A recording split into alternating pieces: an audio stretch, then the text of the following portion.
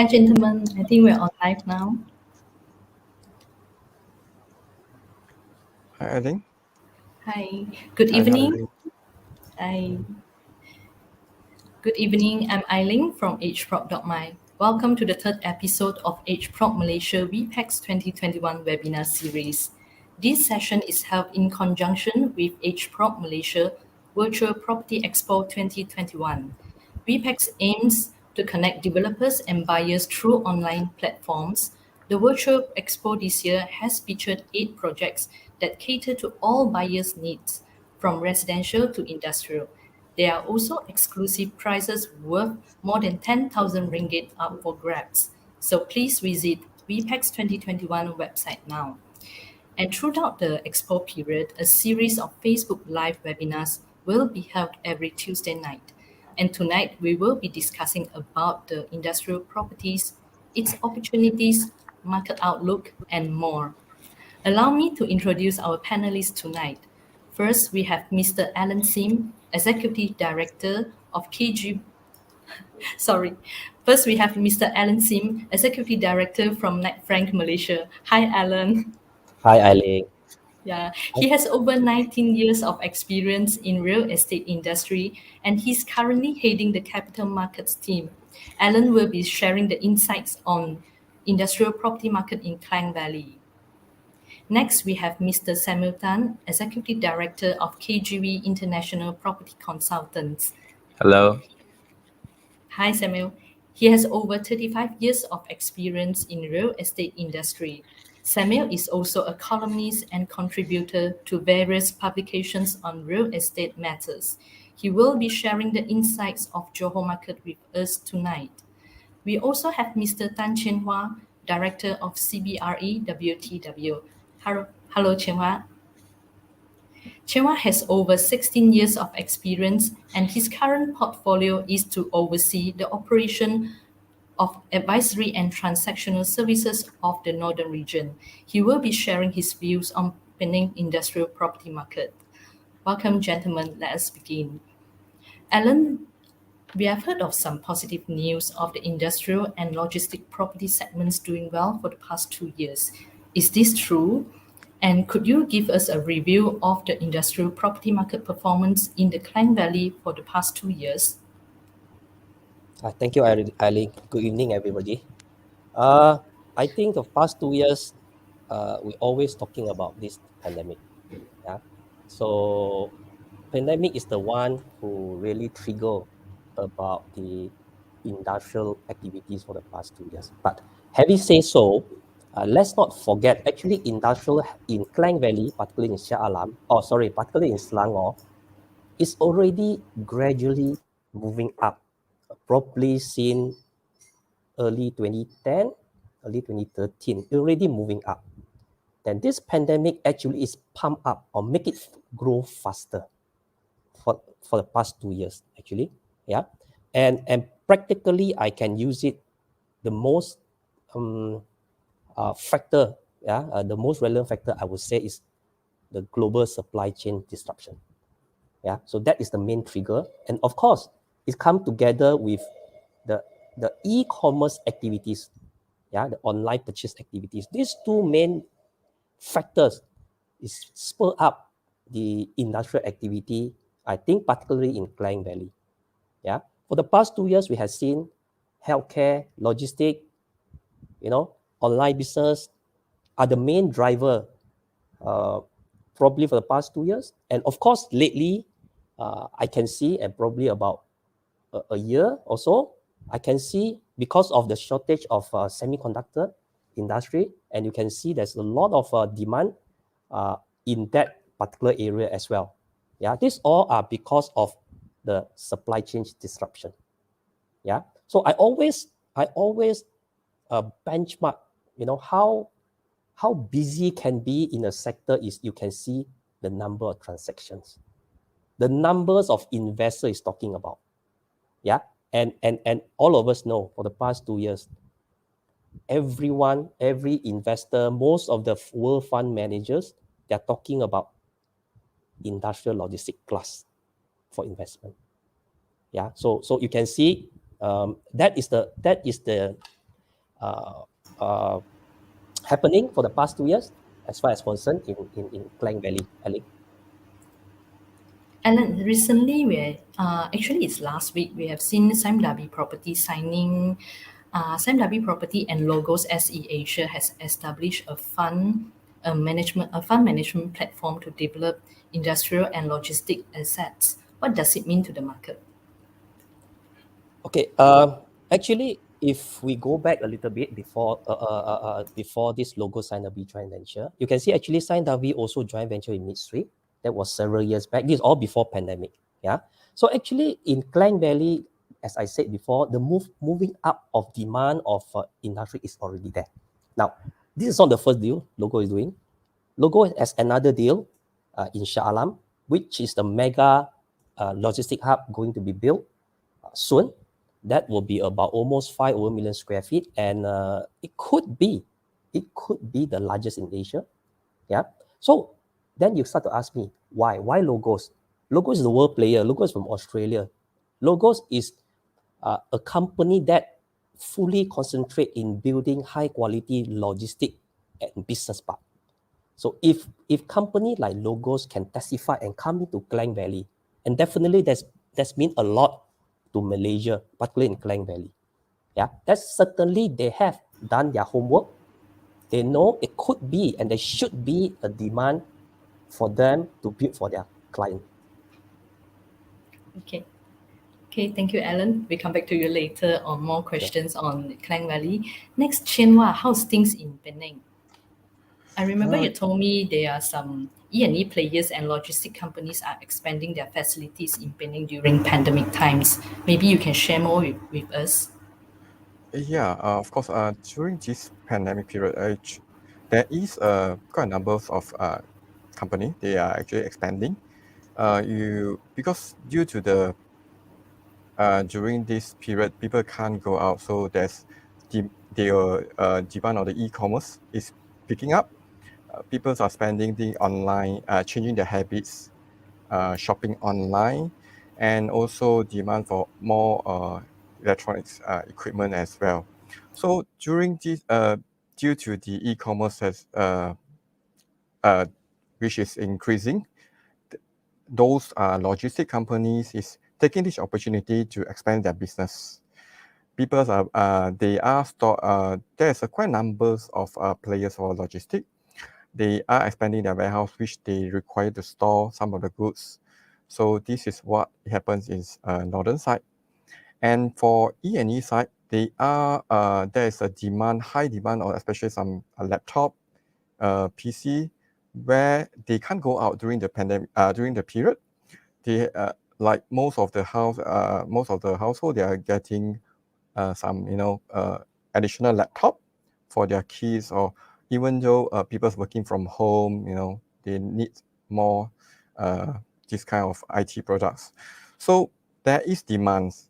When the demands here, they need to find places they need to set up their plant.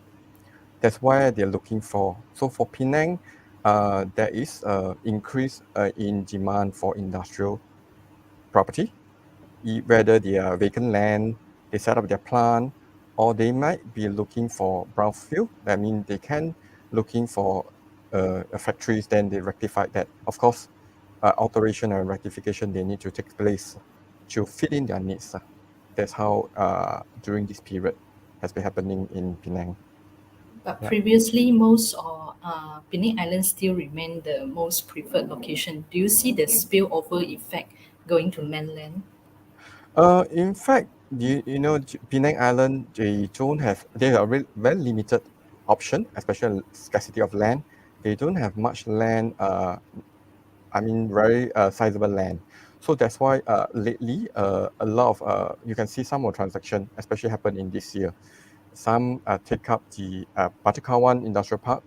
They got quite a numbers, big players have been taking up land to set up their new plant or expansion. For instance, like Great Tech has been acquired about 2 parts of land, add up about 12 to 13 acres. Yeah, there's something that in Batakawan area. And also Semtech, also from Korea, they also acquire land from in Batu Kawan, which are about 18 acres of land. They have starting to set up their plant there. This is basically the sizable land is not available in Penang, this kind of size. So mainland is another option they have to go to set up their facilities. That's how it happens. Why Batu Kawan has been doing so good lately. That's one of the things. But not only Batu Kawan, other industrial park in northern side also lately there's some people looking to expand their business.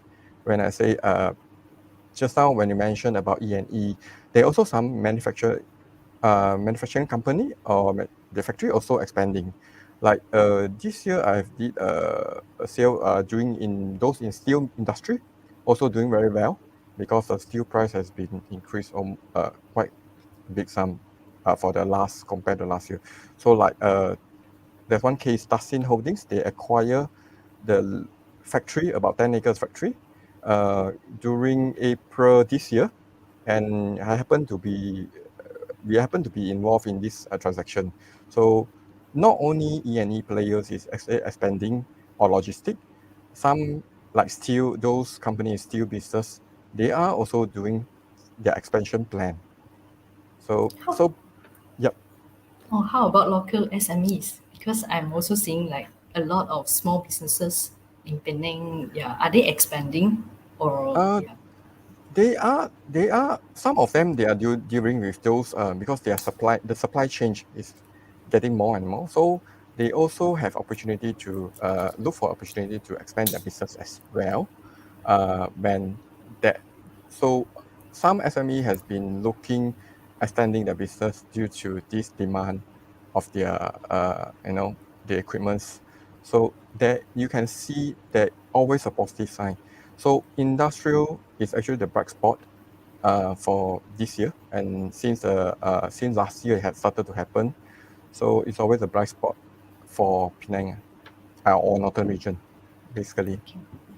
Okay, thank you, Chenma. Mm. So Samuel, I know that in southern region also catching up, especially the data center segment and also expansion of SME. Maybe you could share more with us what attracts investors to Johor and how is Johor industrial property market performed for the past 2 years?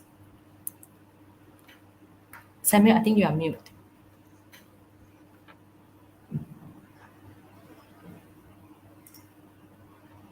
Samuel, you are muted. Okay, can you hear? Yes. Okay, sorry. Now, maybe I want to put things into perspective in the sense of seeing the position of Johor compared with the national perspective. Now, if you look into the national transaction volume for industrial property for the first half of this year, it was about 2,562. And Johor is actually number 2 after Selangor. We had about 337 transactions. Out of the 337 transactions, Johor Bahru took about 40%. In terms of transaction value-wise, Johor saw about 859 million transaction worth, which is about 22.9%. So in general, what I'm trying to say is that we saw a vast improvement in terms of total transactions and also value for properties, industrial property in Johor Bahru. Now, then sales-wise, we also saw an improvement for the first half of this year compared with the first half of last year. But by comparison with the second half of last year, the total value and total volume has actually gone down. So what is the observation that I make? I mean, in preparing for this talk, I have interviewed many developers, many stakeholders, and this is some of the observation that we notice, and that different industrial players and park fare differently. As a general observation, what I noticed is that the newer private industrial schemes were actually selling well during the pandemic period. In fact, we saw an increase in the occupancy rate in some of these newer schemes. But those dealing with customized industrial factory also reported continuous inquiry even last year. That means both from overseas and local. They were calling in, keen to build customized product. But of course, the older factories, older parks reported slower sales. In trying to understand the dynamics, we wanted to know why was the sales in the second half of last year faring much better than the first half, and also why was the first half doing better than the preceding period in the 2020.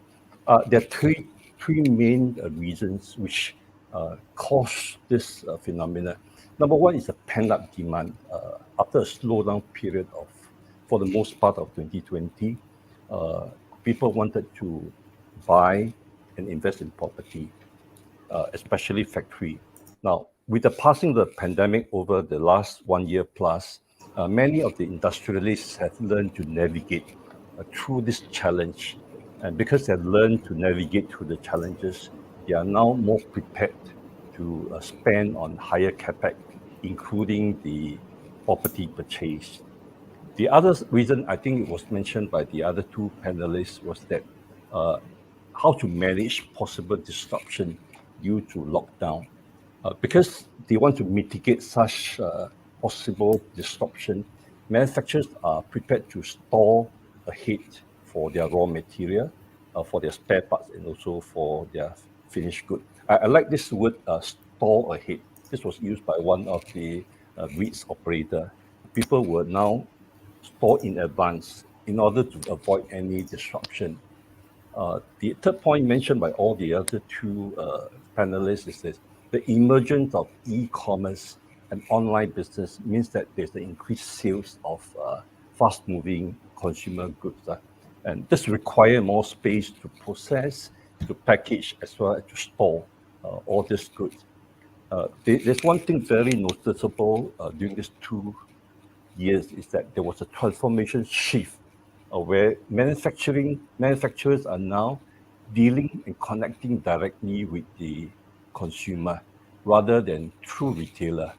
And because they're connecting directly with consumer, they will need more storage space. So among the segments we noticed in our conversation that are benefiting from this phenomena are those involved in the food products, the medical, the furniture, engineering products, and also spare parts. Surprisingly, one of them, which I didn't quite expect, was the furniture fabricator.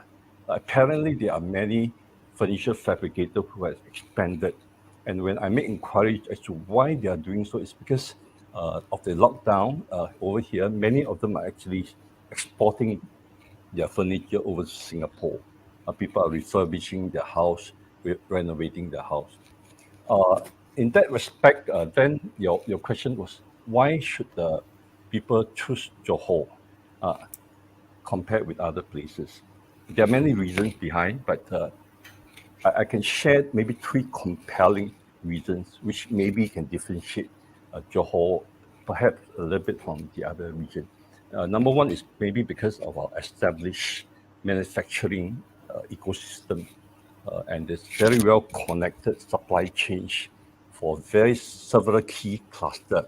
Now, there are about 6 or 7 clusters in Johor, which has been the main forte over the last many, many years.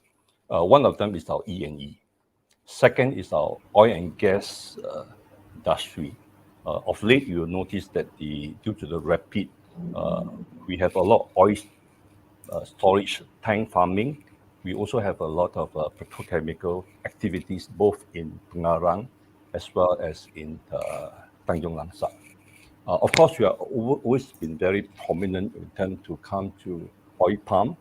We're also strong in the area of food product, chemical, and now, of course, logistics. The second reason why Johor, more so these 2 years, is because of the Singapore factor. This is both a push and pull factor. I call it push because of policies and increasingly or comparatively higher costs in Singapore that necessitate factories to relocate to a cheaper, more comparatively cheaper place in Johor. So people will come because really it is prohibitive in Singapore. The other pull factor is because of plus points such as proximity, lower land costs, and operational costs in Johor Bahru. One common thing that run through the interview with operators is that they're familiar with the Johor ground, and this familiarity sort of pushed them to consider Johor as their destination to come. The third reason is, of course, a more common reason is the availability of skilled manpower, the good infra and high utility capacity to accommodate all these various industries. So I think these are the three reasons why people are coming, and that's where, like what you mentioned just now, we have the data center coming into Johor, more so in the coming years. Now, in the past, we only have TM1, which has a data center in Nusa Jaya Tech Park. Microsoft just obtained their CCC for a tier 3 data center in KEDEC. KEDEC is Kulai Iskandar Data Set Exchange. They should be operational anytime now. But what is interesting would be an announcement which should be coming soon. I can't give you the name, but there will be another major player coming in maybe as early as this month or next month. North Asia company. It's again a tier 3 data center coming into Sedana area with a total worth investment of about over 3 billion. Now, Where is Sedana? Is it very Sedana far from is just JB city center? north of Kulai. North of Kulai. North of Kulai, yeah. So Okay. now, sometime in, let me see, in July, I think there was an announcement of GDS Holding. They signed a definitive agreement to start a tier 3 data center also in Nusa Tech Park.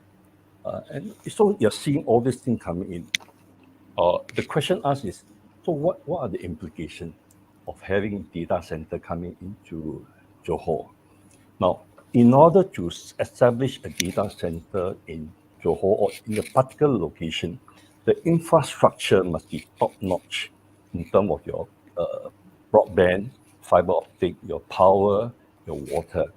Now, if the data center can come in with that kind of capacity, infra capacity, then all the other complementary players can also come along. In other words, it's going to build an ecosystem which is very suitable for high-tech E&E, very good for maybe healthcare with remote diagnostic software engineering. Many of such high-end people will come and you create a lot of jobs. For example, the Microsoft data center will employ at least 50 direct staff and another 150 to 200 indirect high-skilled laborer. So I think this is one of the game changers we are seeing in Johor today. This is one of them. Given the time later, maybe we can talk about the logistics and all that. Okay. Thank you. Okay, thank you. Samuel, we have one questions from the audience. On just now you mentioned about the pent-up demand. So where are we now in the curve? Well, actually, if you look at absolute figure, the absolute figure is not great, in the sense that the number of transactions have actually gone down a little bit compared with the second half of last year. Although Johor Bahru, we are about the same. 135 transactions in first half of last year, 134 transactions in first half of last year, 135 first half of this year. Not great numbers. I don't think we are really seeing a boom. Maybe we are seeing green shoots, but these green shoots are peculiar to certain industry which are related to the pandemic, like factories dealing with FMCG, fast-moving consumer goods, dealing with medical devices, food products. So these are doing well. I don't know whether you read the article today in one of the media. the two researchers came out with the complaints and the suffering of a lot of SME. So really, at the end of the day, if you look into the market, not all the SME are doing well. Many of them are suffering, but selected SME are doing well. So industrial development-wise, we are seeing green shoot in certain areas, but there are many, many holes to be plugged. And really hope that the government can come in together with all the stakeholders to plug all this loose end so that the whole trend can be stronger and more resilient. Okay, thank you. Yeah, this is also my next question. Will the momentum continue when Malaysia enters endemic times? And maybe Chenhua, what is your view on this, on Penang market? Yeah, I would think that it should be continued. Firstly, Penang always have the the good infrastructure, especially those industrial park. That's what, and a few points that why they get able to attract some MNC setting their footprint in Penang, or attract maybe they're doing some others doing expansion. Firstly, those industrial park have a good infrastructure and road system, and the second thing is they also have the skilled workers. They are able to match their the workers requirement, and this is something. And thirdly, they have the existing supply chain, which they don't need to source for anything to supply their uh, the products that needs for their products to produce. So that's the reason. And thirdly, of course, the other thing is when more and more people expanding, so this is create more opportunity for Penang. So for the industrial park, you are seeing Ban Lepas industrial park, actually they almost fully taken up. So that's why some of the factories, they have been going to expand their next plant in the Butterworth site or mainland site. There are quite a number of industrial park over there, but also depends on what type of industrial they are doing, whether they need, because some they will prefer near to the airport, some prefer near to the seaport. So it depends on what business or what industrial they are into that. So this kind of momentum can be continued growth because all of them, they have a long-term plan. Those they set up the plan, they are not setting up just for, they have a much longer plan, like 5-10 years plan. They are not going to set up just for 1 or 2 years. So definitely they can foresee there's demand, future, there will be demand, is increasing demand on their products.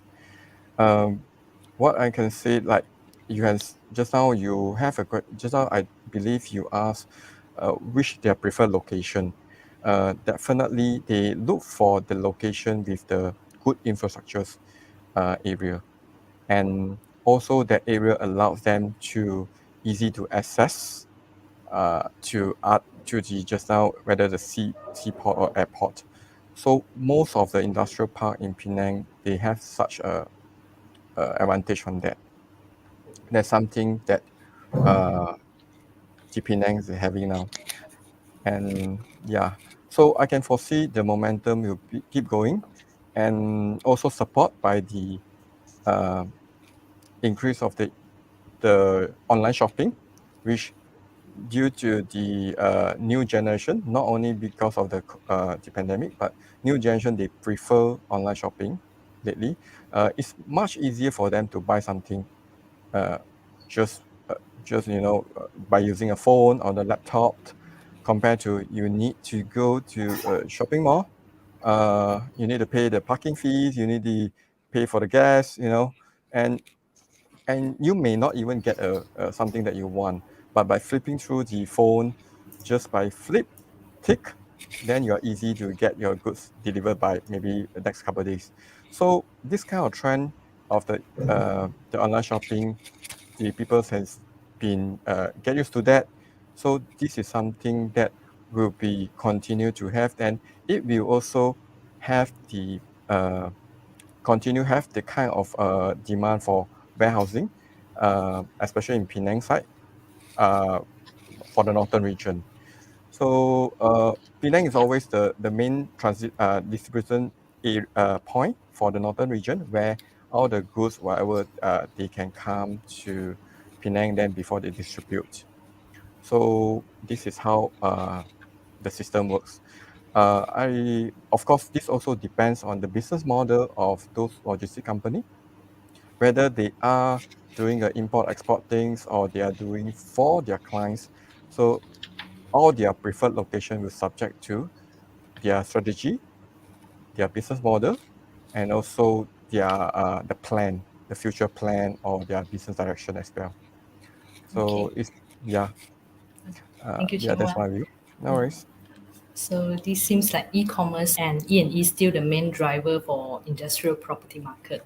So Alan, what is your view on this? Do you think the growth momentum in Klang Valley will continue? Alan, you're muted. Sorry, can you hear? Okay, so I think a lot of people will be worrying, what happened after the pandemic? Will this so-called the hot market will reduce or will go away? Yeah. So let me explain a few things. Number one, two things I'm looking at. Number one is decentralization strategy of most of the overseas or foreign manufacturer. This is also because in order for them to reduce all the disruption, and they are already doing that. Yeah. So a lot of company, a lot of manufacturer from China, from US, from Europe, yeah, they already started to move into different region. Southeast Asia being one of the focus point. Yeah. So most of my clients, when they come to me, so they always to say, why don't you tell me within Southeast Asia, where should I be? Right? Because they have to serve Southeast Asia. For instance, you imagine that's a problem of today of we don't have enough laptop in the town. Right? All these producers, they cannot afford to have shortage of product. Handphone, iPhone, they can't. You can't be waiting iPhone deliver from Taiwan. Okay? So this is example. And many others manufacturer, they are already doing that. That's why because of this strategy, and I just want to let Samuel know, Samuel just now mentioned about there's a dip in transaction, but I'm very sure because my office are doing few significant deals now, and it should be contributed to the earlier next year kind of numbers, and most of them are FDI. Yeah, all because of this decentralization strategy. They have to have either Malaysia, either Thailand, either Philippines. They have to choose one. Alan, I Yeah. have a question because Yes. many people are relocating to Vietnam or Thailand or other places, but why they choose Malaysia and why they choose Selangor or Klang Valley? Okay, so if you remember well, a lot of them went to China before. A lot of them, all the manufacturers, even they leave Malaysia, go to China. And some of them go to Vietnam. Okay, that everybody knew that China has a problem because of labor cost has gone up. The cost in manufacturing cost in China has gone up. Yeah. So and there's some issue in Vietnam. Yeah. And you see, certain industry when they need talent, they cannot be everyone in that pool, right? The E&E, you cannot say 100 companies all in Vietnam. There's no way. Or 100 companies all in Penang. There's no way because there's not enough talent for them. So that's the reason why you can start to see some of the E&E, they're knocking door in Selangor. Some of them going to Johor. Yeah. So and if they don't have chance, they could be go to Negeri Sembilan. Yeah. So this is the trend happening now.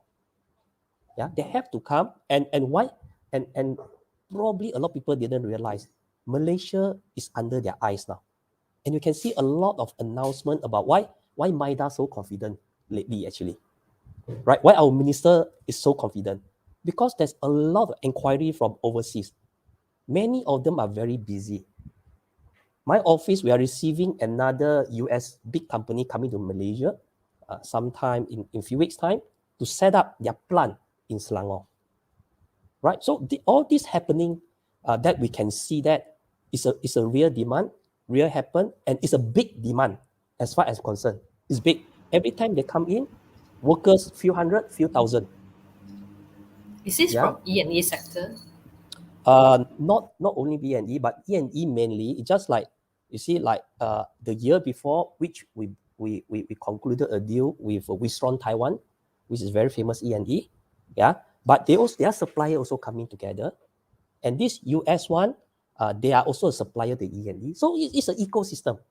It's an ecosystem. Not only that, there are a lot of e-commerce player. I mean, overseas commerce player. We just did 100,000 square feet for an e-commerce operator from China, in Shah Alam, only last week, and that will be their first hub in Malaysia, and they are going to grow very big.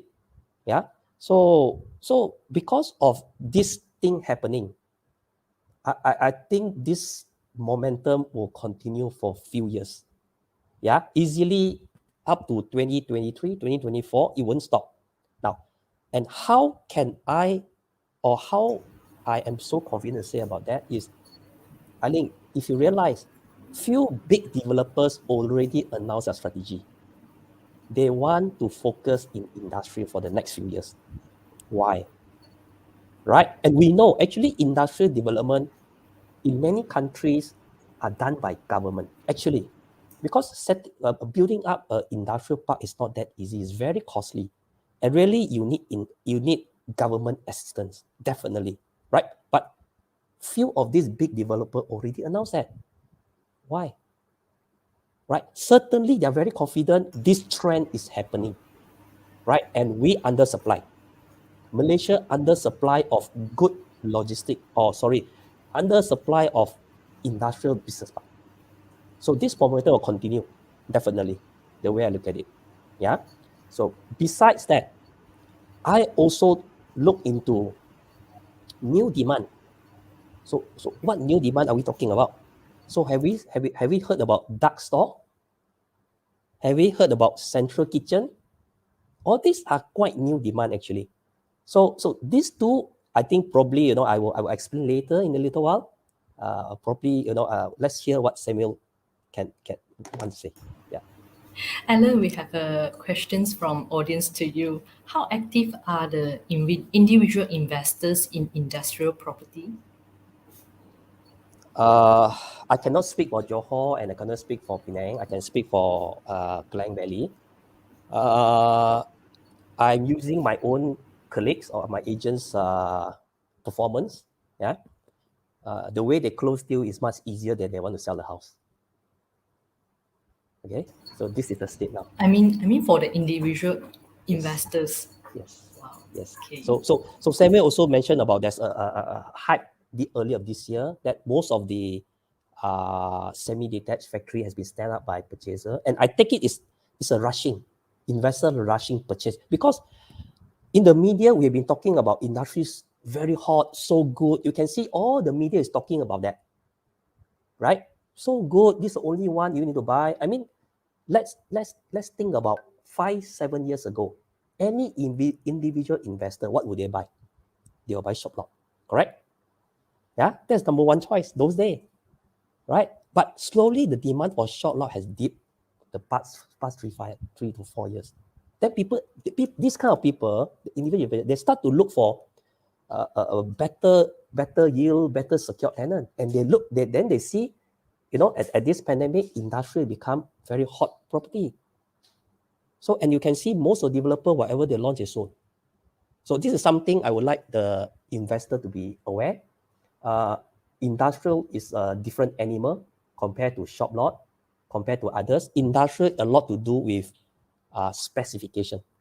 We can't simply buy any industrial. You can't simply buy any link factory, semi factory. No, you have to buy that will be used by your targeted tenant. That is very important. That's why you can see some industrial park, the semi-D are vacant, because it's not practical. It's not usable by those end user. So this is something I hope from today onwards, the individual investor, yes, factory is the way to go, yeah, but just be cautious about when you select a product. Okay, thank you. Chen Hua, do you think that in Penang, factory is the way to go? how active is individual investors buying industrial properties? Okay, individuals, they do look for properties as when you say individual, like light industrial, or terrace factories. Normally, they will prefer somewhere located in a prime location where within or nearby to the industrial park, where they can easily to uh, let it out to get the tenant for the investment purpose. Then some the user, of course, they will look for where their main client is, then to supply the to their clients. So most of those light industrial factories or industrial building basically is have to be well designed. Of course, again, prime location. Then this is also depends on what kind of capacity you're looking, because some prime location it doesn't come cheap. It will be something like light industrial become like 2 or 3 million or even higher than that if they are located in very prime area, and also subject to the specs they are having. So this is pretty much depends on the capacity of the individual. Okay, thank you. Samuel, we have one more question for you from audience also. Earlier you mentioned about there are gaps in the industry that need to be fixed. What are the gaps that you mean? Okay, this is a hot topic. Depending on which developer you're talking, the medium-sized developer doing a lot of generic factories. In other words, very terraces, clusters, and all that, catering to the SMB. Their contention is the political uncertainties, sort of create deferment of decision to invest. SME may want to expand or want to come in from abroad, but because of uncertainty, they say, okay, let's see how things pan out. But on the other hand, when they talk to a bigger developers doing with customized factory, this gets is somewhat not so glaring. Most of the people who want to buy into bigger factory, customized factory, they more or less have access to the political risk, and they know the environment very well enough. So the political uncertainties less of a problem. The other issue relating to political uncertainty is decisions are very difficult to be determined or decided by the right political the authority, because people keep changing, and when people change, there will be a lot of fluidity in terms of policy. The second reason, second gap mentioned by others was this, during this pandemic, was the foreign workers. I think all of us know that the foreign workers were not able to come in, and that caused disruption to their production system. I think over time this will be addressed, but this was a problem the last 2 years. One other factor which is mentioned by many parties was the mismatch of the workers' skill qualification with what was needed in the industry. Now a lot of people have been chunked out from the industries are not able to handle certain skill set required by the industry. But however, there are ways to overcome it. I know you're aware of the TVET, where they train people in technical skill, and so that the people who are coming out from the training college are skillful enough to meet the requirement of the various industry. So that's why one of the important things is how to get the factory or industrialists to engage themselves with the academician, colleges and all that, to make sure that the people produced will be capable enough to go into the market and provide the necessary skill set. This is one area. I think 3 areas at least I think will be very important. Okay, thank you, Samuel. Yeah. Alan, I'm just wondering, there are a lot of incoming supply in the future in the next 5 years. do you think that we are building for? Do you think that the incoming supply meet the future demand of what the future tenants are looking at? Okay, so I speak for Klang Valley only. Yeah. So someone say about this like demand over supply, new demand, so big demand coming into Klang Valley. But I think let me remind everyone. I think number one, the supply. Now we have to agree that we actually don't have many quality built either factory or logistic warehouse. We don't have. Actually, we starting, if I'm not mistaken, in Klang Valley, Class A warehouse only really started taking place maybe 2012, 2013, that kind of time only. It's not long ago. It's less than 10 years ago. We don't have good warehouses. We don't have good factory built up because it used to be very low ceiling, because of those days. Yeah. So all this new incoming is actually to cater to demand for high quality user. So for instance, those online retailer, what they need is very high quality type of warehouse. They need super flat floor. We don't have.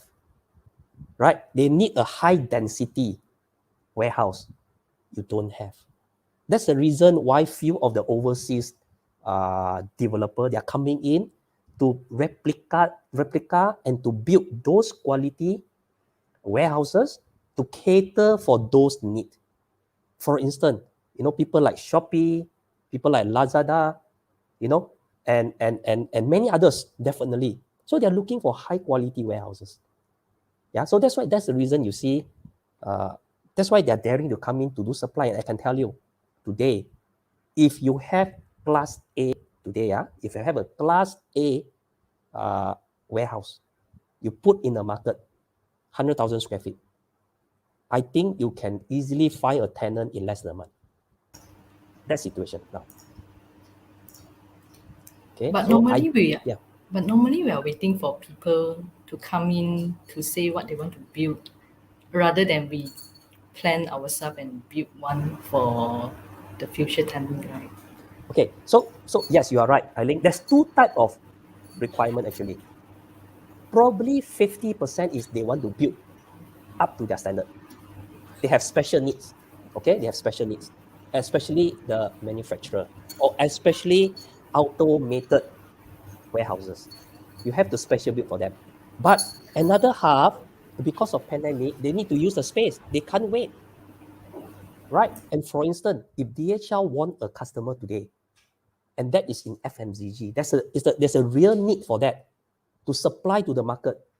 Right? They couldn't find now. All the good warehouses already taken up. So what can they do? They can't do anything if they don't take up. So that's why, and you can see most of the high quality warehouses in Shah Alam already be taken up. And many of the owners telling me, nowadays, I'm not worried that I cannot find tenant. Okay? My worry is whether I can get the rental I want.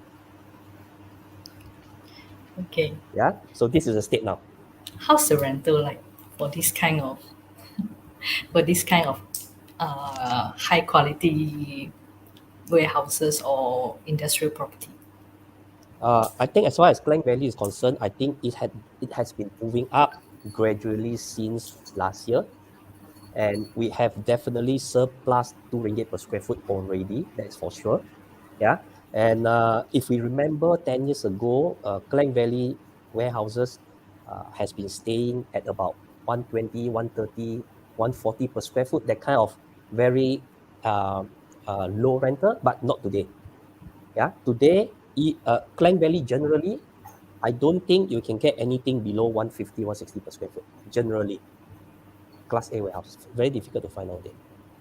Okay, thank you, Alan. So Chin Hua, how about in Penang? Class A industrial property, is it easy to find, and how's the rental like? For industrial property in Penang, they don't really classify as there's a class like Class A or Class 1, these kind of things. But warehouse in general is very hard.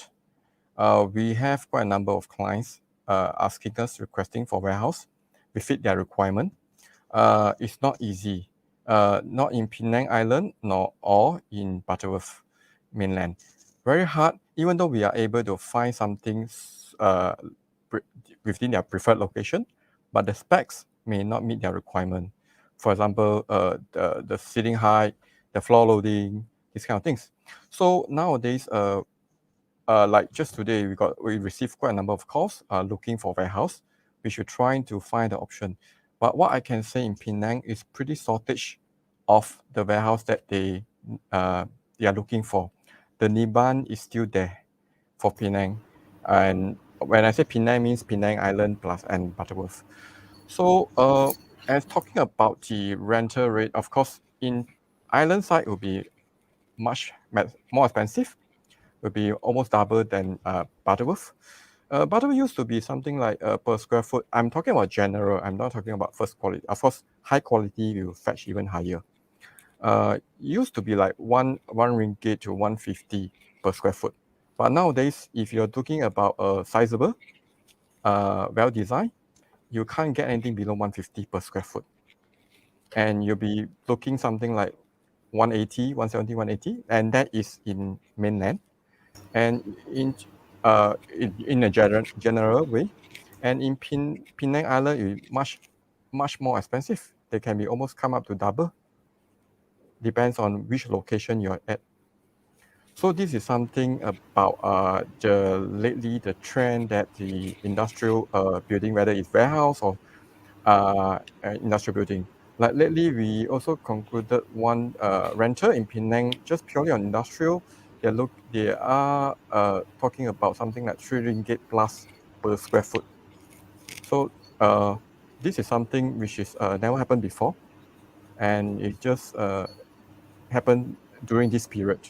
So of course, those tenant is mostly come from MNC. They prefer to rent it instead of buying it. They prefer this is how their new business plan. So this is and for industrial park, we also lately we also seen some of developer from KL or even Johor. They're looking to for land for develop to do some sort of industrial park in Penang. But it's very hard to get the what they are looking for, because the land is very scarce in Penang. So even though it's not even though they find something, but the price may not be it's much higher than what they expect. So you can see the transaction lately for industrial park leasehold property in Batu used to be like 45 ringgit, 50 ringgit. Now PDC has been transacted at 55, and there's a leasehold 60 years, and it's also boost up the surrounding area, where the industrial area for nearby the industrial park is also increased very for the last 2 years, it's been increased quite a lot. And in fact, I have some clients who are looking for those for self-use for own use. We also very hard to get a good option for them. We have tried a few, we try to look for that. What I can say in general, that the demand is always there. Just we don't have sufficient supplies for industrial, whether is it industrial building or vacant industrial plot, to match their demands. It has been keep increasing. That's not only for Penang and also in Butterworth as well. Okay. Yeah. Thank you, Cheng Wah. Yeah, Samuel, how's things in Johor? Now, the traditional warehousing locations were in the past in Pasir Gudang, and then later there were more warehousing in the PTP, and they really mushroomed over the last maybe 15 years. But today we are seeing more of this warehousing decentralizing from these two traditional places to Tebrau area. The new one which is coming up is Senai Airport City. I will tell you of one announcement which will be coming up soon. It's a nice airport city. We're increasingly seeing more modern warehouses coming out. Potentially, we will be seeing more of this thing in Sedana or even in Tanjung Langsat, where they need higher floor plate. One of the announcement made by one of the listed company, Tiong Logistics, sometime in August, was the acquisition of 2 pieces of land, about 63 acres, of which they'll be building a automobile parts distribution center for one very global, very major brand from Singapore. And the build-up will be about 1.1 million square feet. A total worth of investment, land plus building, about maybe 300 million. Now, this is not the only one which has not only automobile parts distribution hub, which has been set here in Johor. In the earlier years, you have this BMW. Volkswagen came in sometime, I think, early this year as well. So you are seeing global players coming in to do warehousing for the region, Asia Pacific region. So indeed, if you are talking about warehousing, it is a growing game changer in Johor. Now, if you look into the financial performance of some of the key players in Johor, companies like Axis REIT, AME, Tiong Nam, Xinhua Logistics. I went through their accounts for the latest account. All of this company reported improved performance and earning. Profits has gone up. This only goes to show that there are increasing demand for warehousing. What is your rental? Currently about 120, 130, 120, 140 per square foot. But some of these operators are saying now, apart from the normal conventional warehouse, there could be demand for cold room or refrigerated warehouses because of the pandemic. There'll be more need for storage of food products. And this is something which we are observing. Probably it's already happening in Penang and Klang Valley, but it's something quite new here. So this is one area that we're looking at, more of the global and also a pandemic-centric kind of warehousing in Johor Bahru. Okay, thank you. I have a question from audience. What is the definition for Class A warehouse? Alan, maybe you can take this. Okay, actually, there's no definite question about Class A. Class A, basically, we were seeing a very tall, like 40 feet. Yeah, you can imagine probably about 3-story of a house. Yeah, that's number one. Number two, very little column in the building. Okay, I think, and then number three is they have a good floor loading.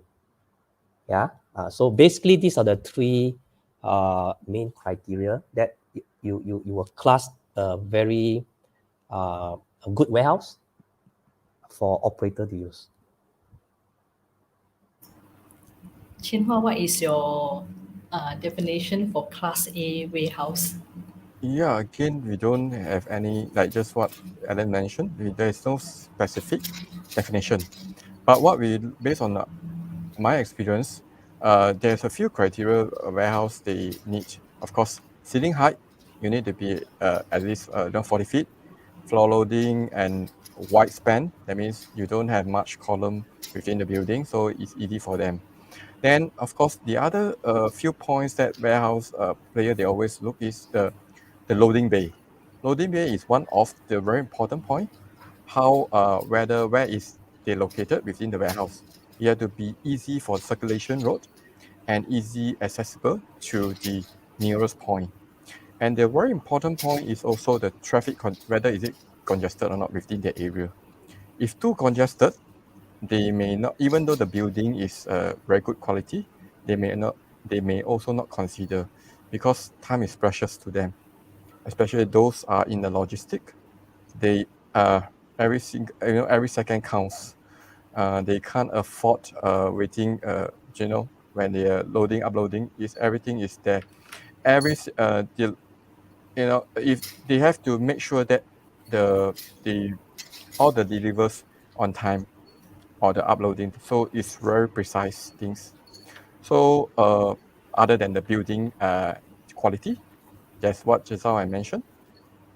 Location, transport, the system, road system, also another criteria they are looking into that. Yeah. Thank you. Samuel, is it same for you? Samuel, you are muted. They're covered very well on the definition, except to say that people who use warehouse of high quality normally will sit down with the developer to customize to meet their requirement. Seldom do they come unless it's very general usage to rent off other warehouses which are ready. They would normally like to customize it. Okay, thank you. We Yeah, have but one just more question. sorry, just to Sorry, add on Chin Hua, that. please continue. Yeah, can I add on? Just to add on. Yes, yes, yes. So sometimes they also, most of the warehouse, they are in northern side, they are looking to rent because they also depends on what kind of, most of them is for renting purpose, because it will subject to what sort of business plan they have. They may very in northern side, the requirement is more on renting instead of buying for warehousing. I'm not sure about Klang Valley and Johor, but there's a trend for northern side. So they can pay a good renter for certain period, maybe 3 years or 2 years, this kind of range. So that's why and it commands quite high rental if you have a warehouse in northern side. Yeah. Okay. We have another questions from audience. As an industrial property investment destination, where does Malaysia fare compare with our neighbors? Maybe Alan? I think Malaysia is a kind of lucky, because you see, if you compare to Singapore, I think Singapore don't have a lot of industrial development, yeah, and because the government is going for high quality services business, yeah, and Thailand could be post the nearest to us, and Indonesia not really so as the pace as compared to us. I think in the region, I think probably Malaysia ourselves and have a very good response and received very well by many of the investors in the world, actually. Samuel, what is your take on this? But I've spoken to people who were looking for places to site their factory, and this is what they say. They say, I've gone to many places. At the end of the day, I choose Johor or Malaysia. Of course, I was speaking to Singapore operators. The reason, because as I mentioned, in Singapore, things are not easy because of the policy.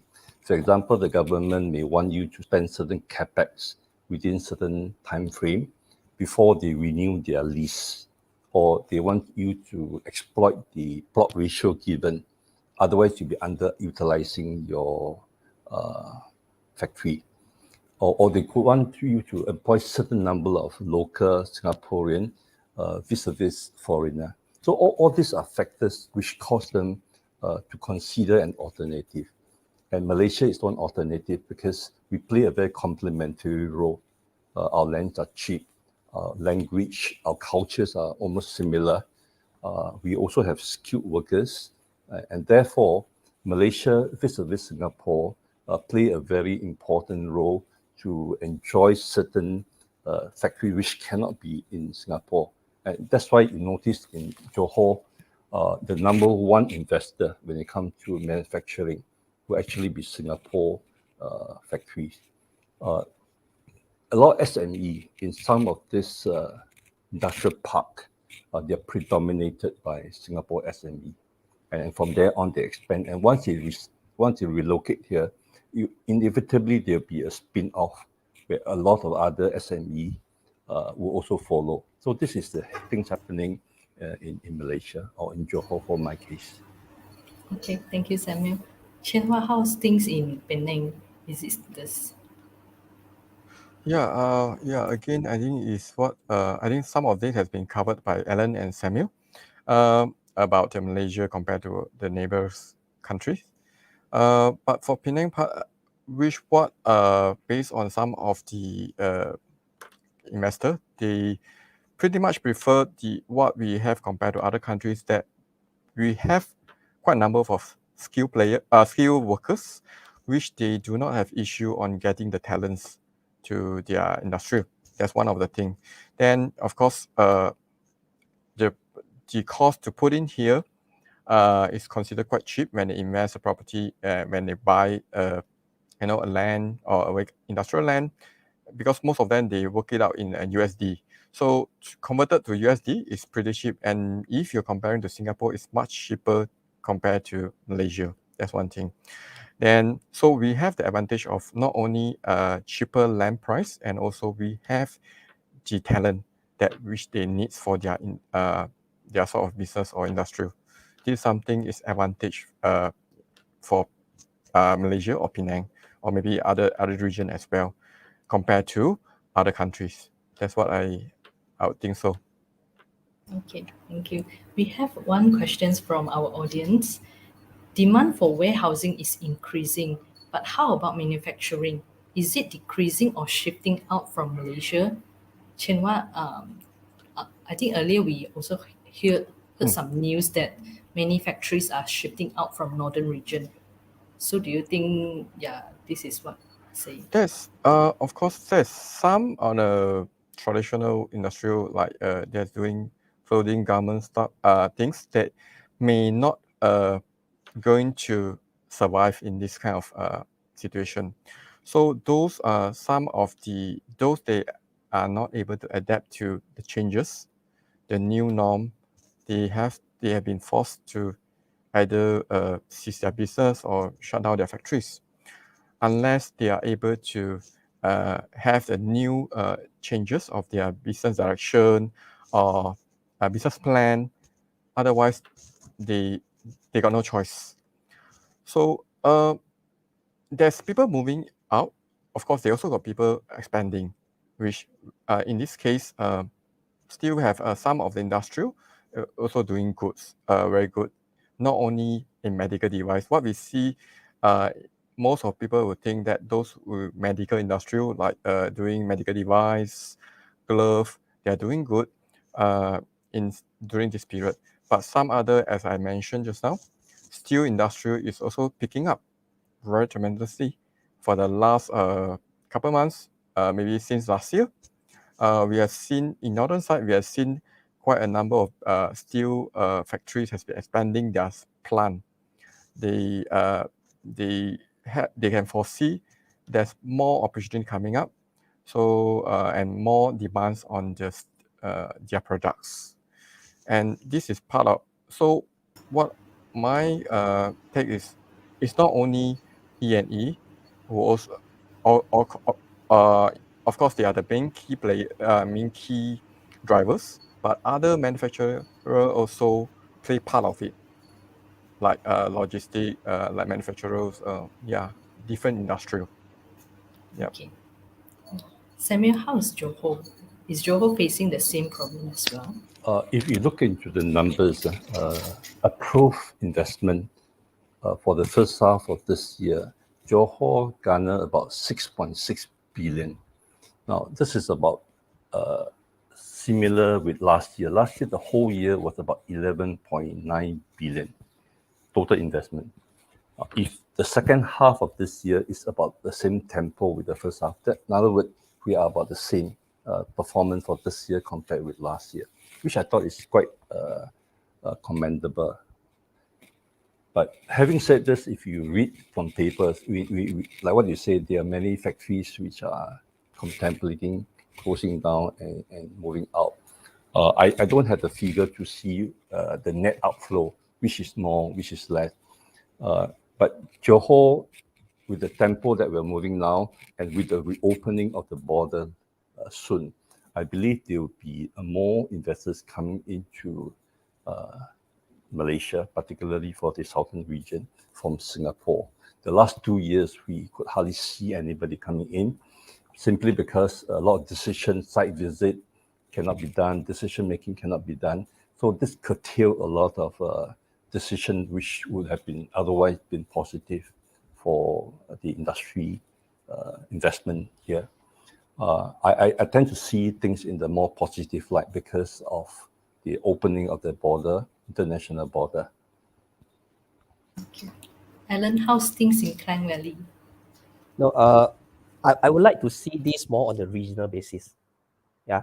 I think all of us still remember there's a new trade agreement signed. It's called RCEP. Yeah. So, and some people say RCEP will be reshaping the whole trading system in the region. Okay, that's why you can see MIDA, they have a new tax incentive for called GTC, Global Trading Center. Yeah, so RCEP is about if you are the best in the world, you become the producer. If you are not better than your competitor, then you should have either work with your competitor or you should close shop. This is RCEP talking about. So that's why you can see some of the SME are closing down in many countries actually. It's not because they don't have business, but RCEP is coming in. They're taking that kind of steps. Okay, so because Malaysia, this RCEP only happening during 2020, during the pandemic time. So it's something that our government need to really look into this. Are our SME ready and fight against their competitor in the region? Yeah, so some of them already taking initiative to either change their business model, change their business product, all these things taking places. That's why you can see some are closing down, some are coming in. So this is part of the effect, and this is a regional effect actually. Yeah, so this is the way I look at it. Okay, so I have one question. So for the individual investors with limited capacities, what are their options? If they couldn't afford a few million industrial properties, I mean, what are the options they have if they want to tap on the growing industrial property market? Alan, maybe what is your take on this? Okay, this is very interesting, right? So not everyone can own a warehouse, not everyone can own a factory, right? If we limited funds, individual like most of us, yeah. So let me just refresh just now. I talked about new demand. Remember, I talked about new demand. I talked about dark store. I talked about central kitchen. These are new businesses that is coming into looking for occupy within a smaller type of factory like Semidi, Link, or sometimes stratified industrial space. Yeah, central kitchen, the same thing, right? So one word, I talk about retail grocery expansion during this pandemic and hypermarket adopting a smaller size. Do we realize that actually Giant, Lotus, and perhaps Segi Fresh, they already announced their new model. They are going for 5,000, 7,000, 10,000 small type. They are going for shop lot. They are going for a small type of factory. So this is a new demand. It's a new concept coming in. You don't really see a Lotus in a very small before. You don't see Lotus means the former Tesco. You don't see that, right? So these are new demand, right?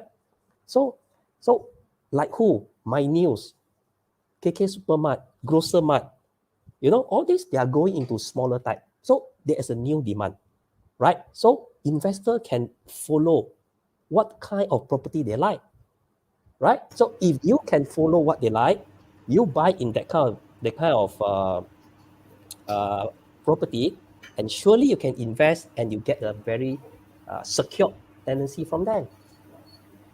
Correct? So how about residential properties, maybe close to the industrial park? Would you advise them to look at it? Okay, so there's a tricky issue here, as all of us are aware. So we already implemented Act 446, 1st September last year, which is the workers' dormitory restriction for the labor to stay. Yeah. So under the JTK guidelines, these are latest. I think I can remember correctly. The rules is they only allow one labor or one occupant 3.6 square meter. Okay, so if the size is based on room. Let's say very easy calculation. Single story terrace house. Okay, you have 3 rooms. Each of room is about 10 square meter. For instance, 10 square meter is about 100 square feet.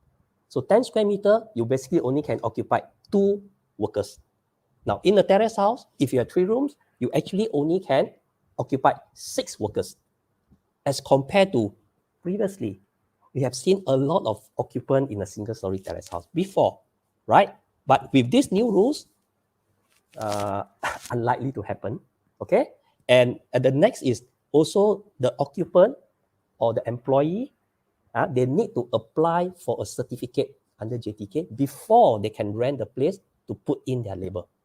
So this is a new restriction for residential, either condominium, terrace houses, to put in their workers in the building. Yeah, this could reduce, or rather, I say increase the cost of employee. Yeah, so this could be a temporary measure. I'm sure with the pandemic, most of the neighbor were very sensitive who are their neighbors, right? So government could or may come up with new regulation on residential area. Yeah. So, Alan, do you see that purpose-built hostel will be the new opportunities for developers to tap in? That's definitely. I mean, my office, we have done the deal with Centurion, is one of the largest Asia Pacific operator from Singapore. We brought them to manage a building in Sungai Way, Petaling Jaya, the free trade zone. It's about 500,000 square foot. We get them in last year, and that's the first professional managed workers dormitory in Klang Valley. Yeah, and we foresee, of course, very interestingly, Penang and JB has more than Klang Valley about professional managed workers dormitory, and of course, because of the implementation of the Act 446. So I personally think definitely the trend of building a workers dormitory will start very soon, or in fact, many of them already start looking into this. And this asset class will be the new investment asset class from 2022 onwards. So, Samuel, do you, just now Alan mentioned about Johor also the same. So, what is your view on this? One of the major dormitory player operators actually in Singapore, Centurion. And many years back, they're already in town catering to this particular needs. So yes, this is a new asset class. And now apart from Centurion, other players are also coming in. Most of the new industrial park itself will have their own dormitory. And this is very convenient, and also complies with the local authority, because in the past, most of the workers would stay on the first floor of the shop. And of last couple of years, the authority has been sending summons to them. So if they file this summon, they will have to pay penalty. So yes, dormitory will be one of them. Now back to what you mentioned about ordinary investor. I also want to own a warehouse, but I can't afford to own a warehouse. But yet I can be a party to the warehouse by buying into REITs, right? REITs that has exposure into warehouse. There are some companies which may not be REITs company, but they also own a lot of warehouses. And this is where you come in to buy their unit, their trust. And there are many reasons. I'm sure many of you are aware of the benefit of buying into REITs rather than to buying into big warehouse or factory, which most of the ordinary people cannot afford. They give a very decent yield. If you look into MREITs, most of the logistic company offering about 4 to 5% yield annually. Very good liquidity, easy to sell. Unlike if you own a house or own a factory, it may not be easy for you to dispose them. So easy to sell, reasonable yield. On top of that, there will be appreciation potential. If you buy at the right time, soon enough you hold it, the unit trust prices may also increase. Of course, one of the major headache for a lot of people in purchasing factory is the need to manage. But whereas you buy in the REITs, then you're really free from all this hassle. Of course, the list can go on and on. Now, having said this, it doesn't mean that buying into REITs is the only thing. You can actually look into purchasing factories in very good, well-managed industrial park. I personally would look into one that has a very good track record. The developer has a track record where they can not only sell, but they can maintain it. The other factor which I think for ordinary investors to look into would perhaps be looking into investing in factories where there are a lot more end user owner occupation rather than people who buy for investment purposes. Because if most of the factories there are actually owned by owners, it will certainly be a lot more vibrant compared with those purely for investment. And because of that, the demand for rental will be higher. The rental rate also tends to be a lot better. The yield must also be studied. So sometimes you have to compare the development to see what kind of rental can it fetch, what is the vacancy rate if it is empty. We have lost Eiling. So maybe I just share a bit and the others can actually contribute later. So yes, I'll look into REITs as my first priority personally, and certainly look into physical building, provided it can achieve some of the criteria I mentioned earlier on.